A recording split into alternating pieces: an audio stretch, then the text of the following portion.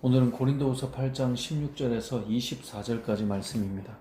고린도후서 8장 16절에서 24절까지 말씀을 통해 하나님께서 오늘 저와 여러분에게 주시는 말씀을 듣고자 합니다.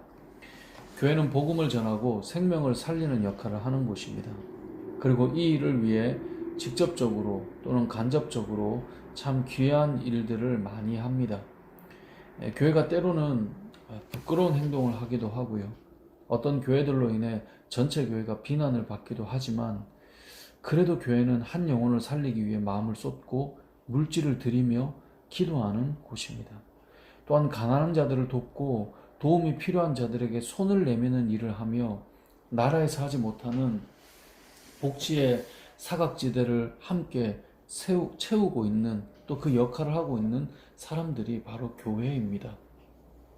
그런데 교회에서 이런 역할을 하기 위해 실제적으로 필요한 것이 무엇이죠? 네, 돈이잖아요. 그 돈은 하나님께서 주시는 마음을 따라, 믿음을 따라 성도들이 헌금한 것이고요.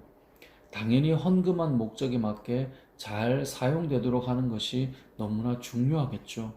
오늘 본문은 바로 그 말씀을 하는 것입니다.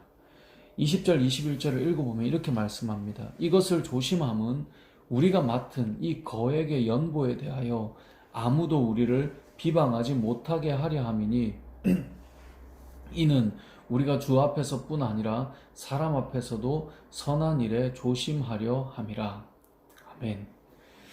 예루살렘 교회의 어려움을 돕기 위해 헌금을 하고 그 헌금이 그들에게 잘 전달되어서 그 어려움들을 해결하도록 잘 사용될 수 있도록 하는 이 일을 지금 하는데 어떻게 한다고 되어 있습니까?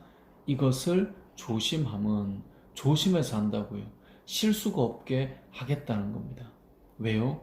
당시에 사도 바울의 사도성에 대한 의심과 함께 바울이 헌금한 것을 이 자신의 물질적 이익을 따라 선교사에게 사용한다라고 하는 어떤 악의적인 비난도 같이 있었거든요. 그러니까 바울은 더욱 조심하는 겁니다. 그래서 바울이 앞장서서 움직이는 것이 아니라 디도를 세웠고 교회에서 칭찬받는 사람을 세우고 교회가 믿을 만한 사람을 세워서 이 역할을 하게 한 것이거든요. 왜 이렇게 했다고요? 20절을 보니까 이 거액의 연보에 대하여 아무도 우리를 비방하지 못하게 하려 함이다 라는 겁니다. 책 잡히지 않겠다는 거예요. 그래서 복음의 방해가 되지 않도록 하겠다는 겁니다. 그래서 이 물질에 대해서는요, 헌금에 대해서는요, 교회 재정에 대해서는 목사인 저나 교회가 더욱 조심해야 돼요. 세상의 교회를 비난할 때 가장 많이 부각되는 것이 무엇일까요? 첫 번째가 돈이고요. 두 번째가 목회자 윤리 문제입니다. 그 순간이 이것이 문제가 되는 순간에 이제 복음이 막히는 거예요.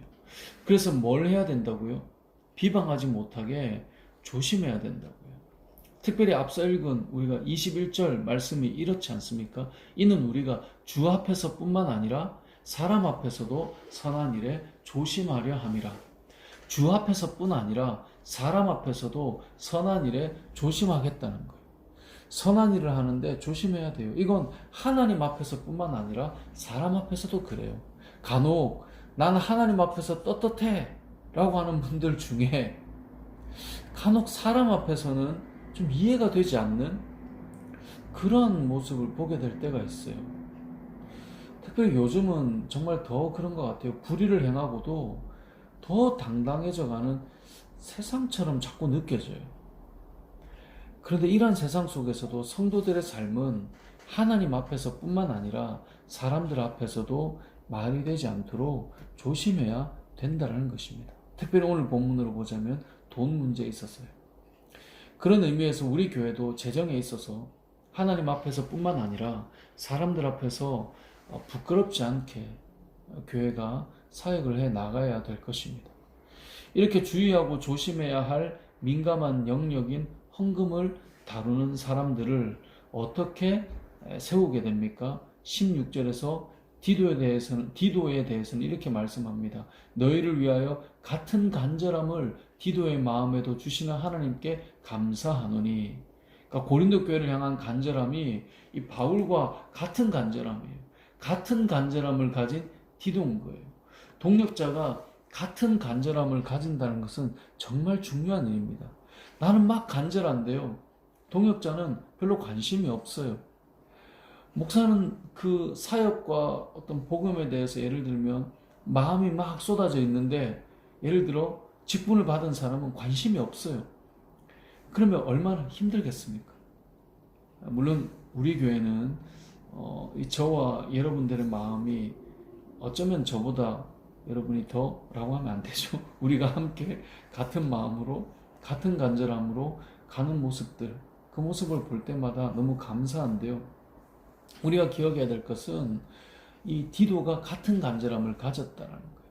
동력자가 이래야 된다는 거죠. 또한 디도는 어땠어요?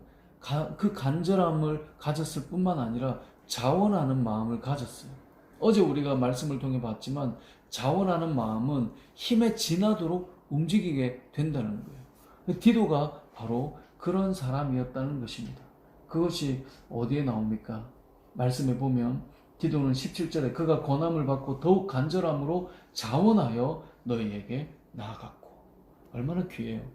뿐만 아니라 18절에 보니까 디도와 함께 가는 형제는 어떤 사람을 세웠습니까? 이 사람은 복음으로써 18절에 또 그와 함께 그 형제를 보내었으니 이 사람은 복음으로써 모든 교회에서 뭘 받아요? 칭찬을 받는 자다라고 되어 있어요. 모든 교회가 칭찬하는 사람을 세웠던 거예요.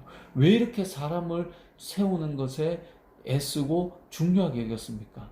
그 역할이 너무 중요하기 때문에 그래요. 잘 가다가 한순간에 흔들려 버리고 넘어질 수 있기 때문에 그래요. 재정 문제로요. 오늘 본문은 바로 이것을 우리에게 알려줍니다.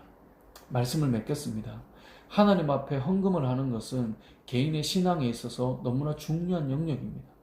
뿐만 아니라 하나님 앞에 드려진 헌금을 투명하게 관리하고 사용하는 것은 공동체에 있어서 이 또한 너무나 중요한 영역입니다. 그런 의미에서 하나님 앞에서 떳떳한 것만이 다가 아니라 사람 앞에서도 부끄럽지 않은 우리 교회가 될 수 있도록 기도해 주십시오.